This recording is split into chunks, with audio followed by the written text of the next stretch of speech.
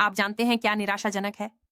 जब लोग एक दुखद स्थिति के लिए एक वैध प्रतिक्रिया को लेते हैं और उसे एक खराब भावनात्मक तर्क के रूप में उपयोग करते हैं कि क्यों ये सभी के लिए हमेशा उपलब्ध होना चाहिए।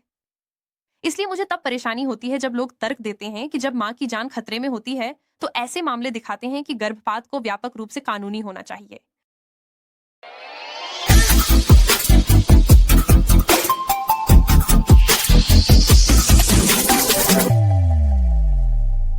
बहुत कम मामले होते हैं जहां कुछ लोग जिसे गर्भपात कहते हैं वह नैतिक रूप से उचित प्रतिक्रिया होती है।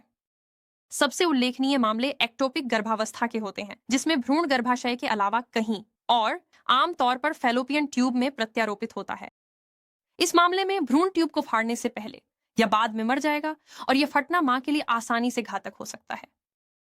अधिकांश जीवन समर्थक लोग कम से कम इस बात से सहमत होते हैं कि भ्रूण के प्रत्यारोपित होने वाले फैलोपियन ट्यूब के हिस्से को हटाना उचित है, जिससे भ्रूण की मृत्यु जल्दी हो जाएगी, लेकिन मां की जान बचाई जाती है। कुछ जीवन समर्थक लोग इस बात से असहमत होते हैं कि इसे गर्भपात कहा जाना चाहिए, क्योंकि इसका उद्देश्य जीवन बचाना है, न कि मारना।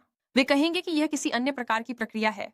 अन्य जीवन समर्थक लोग ऐसा कहेंगे। यह भ्रूण के खिलाफ अधिक प्रत्यक्ष कार्रवाई करना उचित है, जैसे कि मेथोट्रेक्सेट का उपयोग, बजाय इसके कि फैलोपियन ट्यूब को हटाने की अप्रत्यक्ष विधि।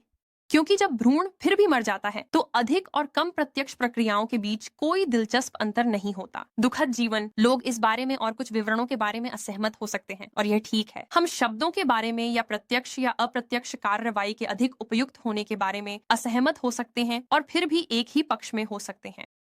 लेकिन जब कुछ गर्भपात विरोधी लोग मां की जीवन अपवाद के बारे में भाषा का उपयोग करते हैं, ये कहने के लिए कि जो लोग उनसे असहमत हैं वे गर्भपात का समर्थन करते हैं, तो वे बुरी नीयत से काम कर रहे हैं, समस्याएं पैदा कर रहे हैं और संभवतः लोगों की जान को खतरे में डाल रहे हैं, जो कि हम जो करना चाहते हैं उसके विपरीत है।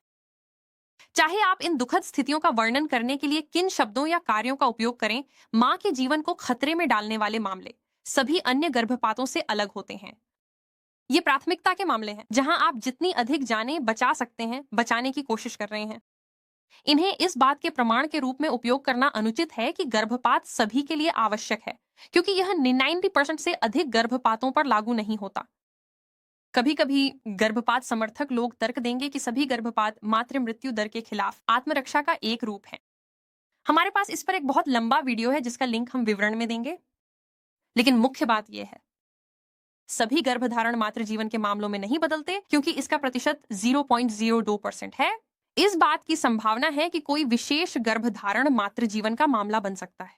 आप यह तर्क नहीं दे सकते कि इससे पहुंच को नुकसान होता है कि इन स्थितियों में महिलाओं की मदद के लिए गर्भपात सुविधाओं का खुला होना आवश्यक है, कि अगर गर्भपात पर प्रतिबंध लगाया जाता है तो उन्हें कलंकित किया जाएगा। मातृ जीवन के मामलों को सबसे अच्छी तरह से एक अस्पताल में संभाला जाता है। इन दुखद मामलों को संभालने के लिए व्यापक गर्भपात पहुंच या नियोजित पितृत्व के अस्तित्व की आवश्यकता नहीं है। व्यापक गर्भपात पहुंच जीवन के अधिकार को नकारती है। मां के जीवन को बचाने के लिए आवश्यक चिकित्सा देखभाल इसे पुष्टि करती है। लक्ष्य जितना संभव हो उतने जीवन बचाना है।